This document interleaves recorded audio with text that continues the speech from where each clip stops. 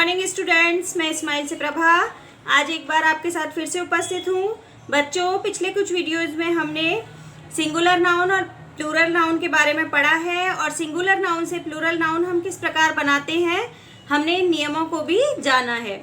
आज के इस वीडियो में हम सिंगुलर नाउन से प्लूरल नाउन बनाने के कुछ और नियमों को देखेंगे और जानेंगे कि हम किस प्रकार सिंगुलर नाउन से प्लूरल नाउन बना सकते हैं। तो आइए पहला नियम हम देखते हैं, जो कुछ इस प्रकार है। Some nouns have the same form in singular and plural. इसका मतलब है कि कुछ संज्ञा शब्दों के एक वचन व बहुवचन समान होते हैं। इसे हम उदाहरण से समझते हैं, जैसे एयरक्राफ्ट। एयरक्राफ्ट का मतलब होता है वायुयान। जब हम एक वायुयान की या एक एयरक्राफ्ट की बात करते हैं तब भी हम उसे एयरक्राफ्ट बोलते हैं, और जब हम दो या दो से अधिक एयरक्राफ्ट की बात करते हैं तब भी हम उसे एयरक्राफ्ट ही बोलते हैं।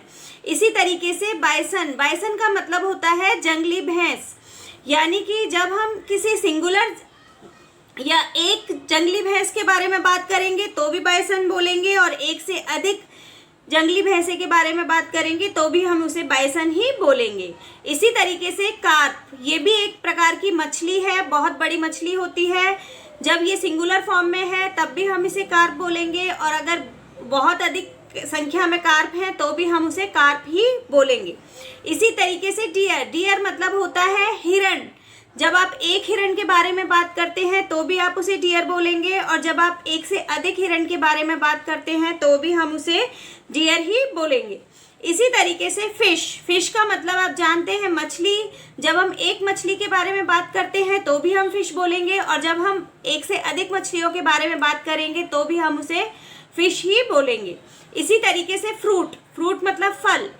फल जब एक है तो भी हम उसे फ्रूट ही बोलेंगे, और जब एक से अधिक फल हैं तो भी हम उन्हें फ्रूट ही बोलेंगे।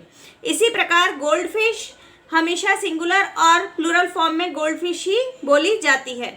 और शीप। शीप मतलब भेड़। जब हम एक भेड़ के बारे में बात करते हैं तो भी वो शीप कहलाएगी, और जब दो या दो से अधिक भेड़ हैं तो भी हम उसे शीप ही बोलेंगे। इस प्रकार इन उदाहरणों से आपने समझा कि कुछ एग्जाम्पल्स या उदाहरण ऐसे होते हैं जो कि सिंगुलर और प्लूरल नाउन में समान होते हैं, यानी उनके अंदर किसी तरह के कोई चेंजेस नहीं आते। इसी प्रकार हम एक और नियम देखते हैं जो कुछ इस प्रकार है। Some nouns are always used in plural, यानी कि कुछ संज्ञा शब्द हमेशा बहुवचन रूप में ही प्रयोग किए जाते हैं। जैसे इस नियम को हम इस एग्जाम्पल से समझते हैं। यहाँ देखिए, ये आपको पैंट का चित्र दिखाई दे रहा है, इसे हम हमेशा पैंट्स बोलते हैं। ये आपको जीन्स दिखाई दे रही है, इसे हम हमेशा जीन्स ही बोलते हैं। और यहाँ ये नेकर है जिसे आप शॉर्ट्स बोलते हैं, इसे हमेशा एस लगाकर शॉर्ट्स ही बोला जाता है। इसी तरीके से ये चिमटा है जिसे हम इंग्लिश में टोंग्स बोलते हैं। और यहाँ ये आपको संड्यासी या छोटी चिमटी दिखाई दे रही है, इसे हम हमेशा पिंसर्स बोलते हैं। जब भी हम उपयोग में लाएंगे इसे हम बोलेंगे पिंसर्स। इसी तरीके से ये आपको कैंची दिखाई दे रही है, इसे हम बोलते हैं हमेशा सीजर्स। और यहाँ ये आपको चश्मा दिखाई दे रहा है, इसे हम हमेशा बोलते हैं स्पेक्टेकल्स। और यहाँ जो लास्ट आपको चित्र दिखाई दे रहा है, ये द्विनेत्री, या जिसे आप आम बोलचाल की भाषा में दूरबीन बोलते हैं, इसे हम बोलते हैं बाइनोकुलर्स। तो इस प्रकार इन एग्जाम्पल्स को हम हमेशा इसी फॉर्म में, यानी कि बहुवचन की फॉर्म में ही इस्तेमाल या यूज़ करते हैं, जैसे pants, jeans, shorts, tongs, pincers, scissors, spectacles, binoculars. इस प्रकार आपने इस एग्जाम्पल्स में देखा कि हमेशा ये इसी प्रकार यूज़ किए जाते हैं, इनकी कोई सिंगल फॉर्म कभी भी यूज़ नहीं होती है।